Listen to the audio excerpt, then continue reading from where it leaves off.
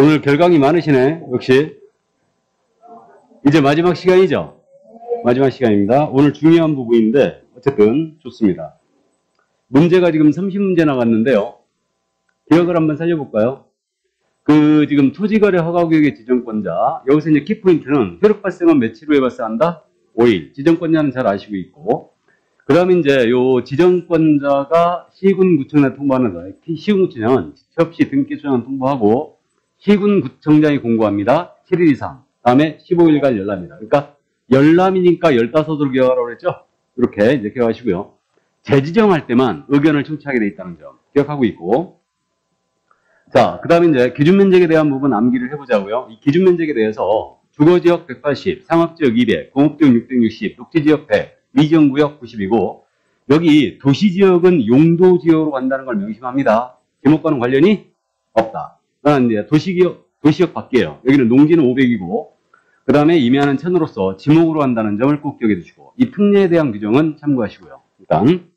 자, 그 다음에 또 기억할 게 이용 의무에 대한 사항인데 이거 실효성이죠. 그래서 이제 거복농사 대연이 암기하고 있죠. 모두 이용 의무 기간이 2년인데 일단은 현상보존 목적이라든가 임대사업용에 몇 년? 5년이고 사업에 이용할 목적은 4년. 기억했죠? 거복농사 대박이다. 이렇게 이제 기억해 주시고, 자, 그 다음에 이제 요 절차에 대한 부분인데 토지거래가 신청은 공동신청이고요. 개공은 신청하는 거 없다는 거. 자금조달객스 들어가는 거 꼭 기억하시고, 처리기한은 일단은 허가 불허가 선매 진행 사실을 며칠 내에 통보하라? 15일. 15일 내에 주고, 15일 내에 이거 통보 안 해버리면 다음날 허가받은 것으로 간주하는 거죠. 다음날 이해해 주시고요. 허가증 나갔어요. 꼭 기억해야 되죠. 허가증 나간 토지가 농지였습니다. 그럼 농지증 의제돼 버리죠. 범인도 의제된다. 이렇게 되고, 그 다음에 이의신청 매수 청구는 1월 내에 할 수 있다는 걸 기억하시고, 불허가 처분 나갔을 때는 매수 청구할 수 있어요. 이때 매수자를 지정하여 매수하게 할 수 있는데 공시지가 기준이라는 점 참고해 주시고요.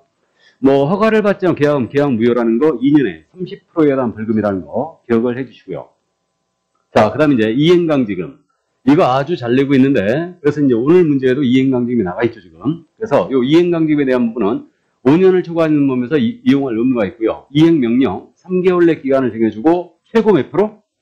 최고 10%입니다. 이렇게 되어 있고, 방이 10개, 임대한 거 7개, 다음에 용도 변경사는 5개, 그 밖에 기타 방들은 색칠을 했습니다. 이렇게 이해하시고, 그 다음에 이거 이의제기할 수 있는데, 이의신청은 이의제기는 30일 내에 할 수 있다. 이렇게 되어 있고, 이미 부과된 거, 이용 의무를 이행했어요. 그럼 이미 부과된 건 징수 계속 해줘야 되죠. 그래서 이제 이 정도 이해를 해주시면. 자, 그 다음에 이제 요 포상금에 대한 내용이 나올 텐데, 포상금 지급 신고발 대상을 암기하고 있어야 돼요. 그래서 이런 줄기를 그렇게 잡으라였어요. 허가 위반자, 이용 의무 위반자가 있고 부동산 거래 신고 위반자다. 이때 부동산 거래 신고 위반에서 꼭 명심할 게 뭐에 대한 거짓 신고해야 된다고요?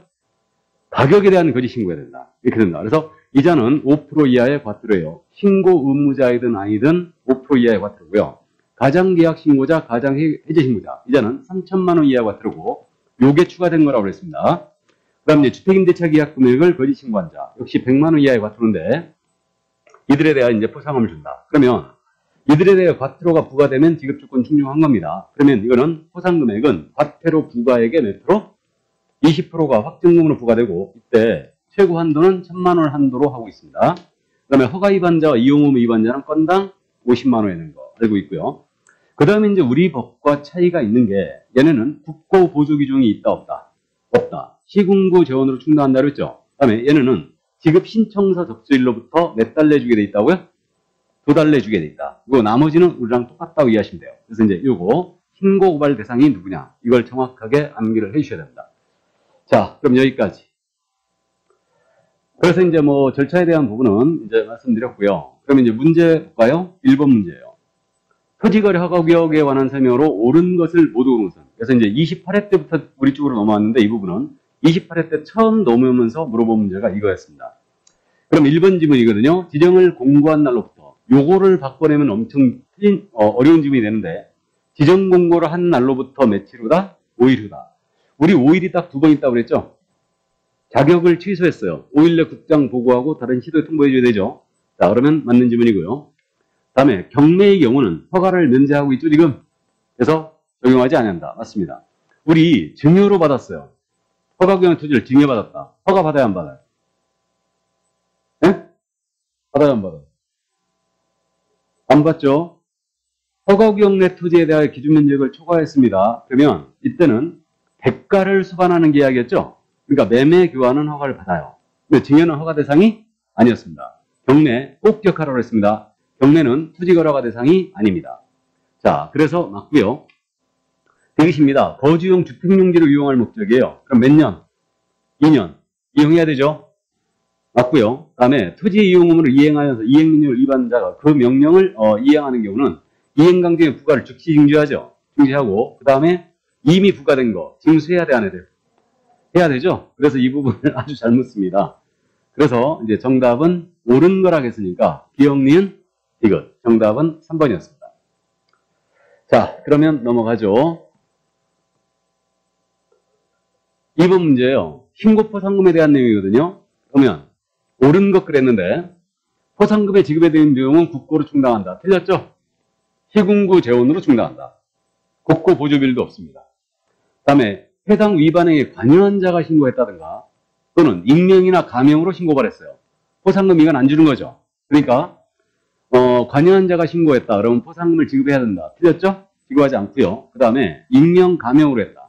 그럼 이거는 당사자에게 통지를 해줘야 되기 때문에 익명, 가명은 안 된다고 했습니다. 그렇기 때문에 역시 신고 포상금은 국고로 환수한다. 틀렸어요. 지급하지 아니할 수 있다죠. 이건. 그 다음에 이제 4번 질문입니다. 거래 가격을 신고하지 않은 자예요. 수사기간에 적발하기 전에 수사기간에 신고 고발한 경우 1,500만 원 신고 포상을 받았다. 일단 지문 틀렸다는 거 알았죠? 부동산 거래 신고 위반자는 최고 한도가 1,000만 원 아닙니까? 신고하지 않은 자, 신고 받았어요. 포상금 준다, 안 준다? 안 준다. 가격에 대한 거짓 신고해야 되죠? 신고 처음부터 안 한 자, 요구 조장, 방조한 자. 대상이 아니죠? 이해해 두시고요. 가장계약 신고자, 가장해지 신고자. 이들이 이제 대상이에요. 그래서 이제 이 점 또 이해해 두시고요. 자, 그 다음 5번 질문이죠. 포상금 지급 신청서 내야 되죠? 그러면 지급 신청서 접수일로부터 몇 달 내준다고요? 2월 내주게 돼 있다. 그래서 일단 정답 5번이었습니다. 자, 그러면 이제 신고 포상금에 대한 내용을 확인해 봤고요. 넘어가죠. 3번 문제. 토지거래 허가구역한 설명으로 옳은 것 그랬습니다. 이게 이제 작년 기출이었죠. 그러면 7년의 기간을 정하여 허가구역을 일정할 수 있다. 틀렸죠? 7년이 아니고 5년. 잘 알아봤고요. 우리 토지거래 허가구역을 지정할 때 인접 시도의사 의견 들어요, 안 들어요? 안 듣죠? 재지정할 때 이때는 이제 시도의사, 시군구청장의 의견을 청취하게 되는데 인접 시도의사는 듣지 않습니다. 자, 다음에 3번 질문 내려갑니다. 공고 내용을 시군구청장에게 통지하는 거 맞죠? 예, 그래서 3번 정답이 됐네요. 그래서 공고 내용을 시도의사, 시군구청장한테 모두 통지해 줍니다. 자, 그래서 3번 정답이었고 4번입니다. 공고한 날로부터 며칠 후에 효력이 발생한다? 5일 틀렸고요. 5번 질문입니다. 주거지역이라고 그랬죠? 주거지역은 기준면적이 몇이에요? 180. 그럼 최대화 시키더라도 3배까지 늘릴 수 있죠? 540이죠? 그럼 600제곱미터예요. 무조건 허가받아야 되죠? 그래서 5번 질문 틀렸습니다. 5번 질문 알아보셔야 돼요, 이거. 주거지역은 기준이 180이잖아요. 그러면 최대화 시킬 때는 3배까지 늘릴 수 있잖아요. 그러면 540이 되니까 600제곱미터라면 무조건 허가 대상입니다. 그래서 이제 이 점 또 주의를 해주시고요. 자, 그래서 정답은 이제 3번이었습니다. 뭐 작년 문제에서도 이거는 이제 크게 어렵지 않게 풀었죠. 그럼 이제 이행강제금 문제인데 이행강제금이 30회 때도 나왔거든요. 30회 때 문제가 있었는데 그거는 제가 일단 문제 배분상 뺐어요. 그 문제는 1번 질문입니다. 이행명령 구두 또는 문서류가 되면 이행기간은 3개월 이내로 정해야 한다. 어디가 틀렸어요? 네? 어디가 틀렸냐고요? 구두가 틀렸죠? 예, 그래서 이거 이행명령은 서면으로 해야 되죠? 그래도 안 된다고 그랬죠? 예, 그래서 일단은 문서로 해야 됩니다. 그래 틀렸고 2번 질문입니다. 이거 알아봤어요? 방치했다고 그랬죠? 방이 몇 개? 10개. 그러면 100분의 10의 이행강제금을 부과한다. 맞았어요. 그래서 2번 정답된 겁니다. 다음에 이행강제금 부과처분에 불복했습니다. 이때는 이의를 제기할 수 있죠. 그럼 이의 제기는 30일 내에 할 수 있죠? 30일. 부가 처분에 대한 이의 제기는 30일이에요. 이의 신청, 허가 또는 불허가 처분에 대한 이의 신청은 한 달이에요. 그래서 어쨌든 일단은 그 정도 참고하시고, 그 다음에 4번입니다. 이미 이행, 명령을 이행하기 전에 부과된 거 징수해야 된다고 그랬죠? 예를 들어서 징수를 해야 됩니다. 이걸 30회 때도 물어봤고 아까 28회 문제에서도 있었죠, 이게. 징수해서는 안 된다. 그러니까 우리 쪽에서 4번 물어보는 동안 3번이나 물어봤어요, 이거를. 그래서 징수를 해야 된다. 자, 그 다음에 이거 최초 이행률이 수납 기준으로 1년에 2번씩이 아니죠. 1년에 1번씩. 이행률이 이행될 때까지 반복하여 이해 강제금을 부과 징수할 수 있다. 이렇게 나와요. 그래서 역시 틀렸습니다. 그러니까 정답은 2번이었어요. 예. 자, 그래서 이제 토지거래 허가제에 대한 내용을 다 봤습니다. 그 토지거래 허가제에 대해서는요, 우리가 공부를 좀 꼼꼼하게 여러 분야를 많이 하고 있거든요. 그래서 이제 내는 곳들이 일단 정해져 있는데, 그 기준 면적이라든가 이런 걸 잘 안 묻고 있죠, 지금. 안 묻고 있는데, 이런 부분들을 꼭 정리를 해 두셔야 됩니다. 그래서, 핵심 포인트가 지정 절차, 기준 면적, 허가 대상이냐 아니냐, 특히 경매 주의하시고, 그 다음에 이제, 이용 의무 기간 정리하시고, 이행 강제금에 대한 부분을 정리해 주셔야 돼요. 그 다음에 올해 시험에서 포상금 꼭 정리해놔야 됩니다. 그러니까 포상금 신고발 대상이 지금 개정이 됐기 때문에 이 부분을 정리를 꼭 해야 됩니다. 그죠? 자, 그럼 이제 실무로 넘어왔어요. 실무로 넘어왔는데 이 전속계약서 일반인에서 서식에 대한 내용이거든요. 그래서 30회 때 문제가 오늘 나갔는데 지금 31회 때는 두 서식의 공통점을 물어봤어요. 31회 때 작년 시험에서. 그러니까 분명히 올해는 이거는 쉴 가능성이 커졌어요, 지금. 그렇기 때문에 이해만 해두는데 서식 내용에 뭐가 들어가 있는가만 잘 봐두세요. 그래서 전속계약서 개공의 의무와 의뢰인의 의무에 대한 부분은 우리가 법령 시간에 공부했던 내용이 그대로 들어가 있죠, 지금. 그 다음에 일반 계약서는 개공의 의무로서는 이 거래가 조속히 이루어지도록 성실히 노력하라고 들어가 있고요. 그 다음에 의뢰인의 의무는 다른 경우한테도 의뢰할 수 있고, 그 다음에 확인 설명 의무를 이해하는 데 협조하라. 이런 내용만 딱 들어가 있습니다. 그럼 두 서식의 차이점은 개공과 중개 의뢰인의 권리 의무만 차이가 있지, 나머지는 똑같다는 얘기죠. 이걸 염두에 두시고, 그 다음에 이제 여기 3조섭들은 똑같다는 얘기죠. 두 서식이. 유효기한 들어가는 난이 있고, 중개보수 쓰는 난이 있고, 손해배상 책임이 있다는 걸 염두에 두세요. 그래서 중개보수 과다징수 같은 차액을 환급하겠다, 재산상 손해 입히면 손해배상 책임지겠다. 이 내용 들어가 있다는 걸 염두에 두시고, 그 밖의 사항으로 이제 특약을 정할 수 있어요. 이게 전속과 일반형에서 앞면 내용이에요. 이게. 자, 그리고 이제 당사자가 서명 또는 날인이다. 여기에 중개행위에 의한 소공은 서명 및 날인의 의무가 있다 없다? 없다라는 거 이제 알고 있고요. 자, 그 다음에 이제 요거 뒷면이거든요. 두 서식의 뒷면 내용도 똑같은데 권리 이전용이었어요. 매도 임대를 의뢰받았다. 그럼 물건에 대한 현황을 여기다 기재한다고 돼요. 그러니까 이거를 스트레스 받으면서 암기할 필요가 없다는 얘기예요. 그러니까 물건의 현황을 기재를 하니까 이 물건의 소유자와 등기 명인이 누가 되는지, 그 다음에 물건의 표시, 소재지 면적 지목은 어떻게 되는지, 그 다음에 건축물에 대한 사회라면 건물에 대한 기본적인 사항, 소재지 건축연도 면적 구조 용도는 어떻게 되는지, 그 밖에 이제 임대차였다면 제세 공과금, 은행 융자금 이런 것들 다 들어가야 되죠. 이게. 그 다음에 또 중요 사항으로 들어가는 게 권리관계하고 규제 및 제한 사항 아니에요? 그러니까 이걸 쓰게 돼 있고 중개 의뢰 금액이 얼마인지 쓰는 거예요. 그럼 여기에 물건의 상태라든가 공시지가라든가 이런 걸 쓰는 란이 다 없다라는 거예요.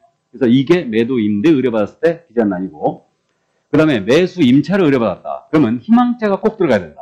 그래서 이게 종가지조죠. 종가지조. 종갓집 마무리 지조 있어야 된다. 그래서 종류, 가격, 지역, 조건이 들어간다. 이렇게 하시고 중개 보수표는 언제나 수록을 하도록 되어 있습니다. 그럼 문제 볼까요?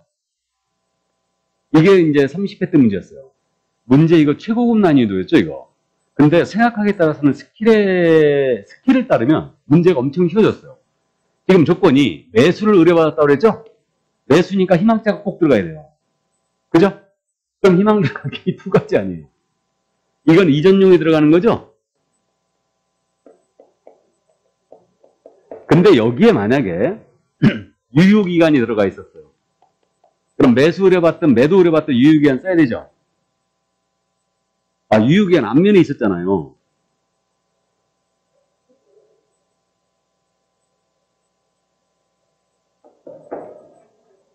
앞면에 들어가는 내용은 매도를 의뢰받든 매수를 받든 무조건 들어가야 되죠. 유효기간, 손해배상 책임. 앞면의 내용은 무조건 들어가야 돼요. 이해되십니까? 그래서 일단 여기에 유효기한이 들어가 있었다. 그럼 당연히 들어가야 됩니다. 매수든 매도든 무조건 들어가야 되고요. 중개 보수다. 그럼 무조건 들어가야 되죠. 그래서 정답은 니은과 디귿이었어요. 예. 그래서 이제 이거였고요. 그 작년 31회 때는 공통기재사항을 물어봤는데 공통기재사항. 그러면 이제 공통기재사항이 아닌 걸 따져보면요. 둘이 공통이 아닌 거는요. 개공과 의뢰인의 권리 의무에 대한 사항만 차이가 있죠. 그걸 물어봤어요. 그러니까 작년 문제가 차라리 더 쉬웠고요. 그래서 오늘 이 문제로 한 실어놓은 겁니다. 그래서 일단 중개계약 서식 여기까지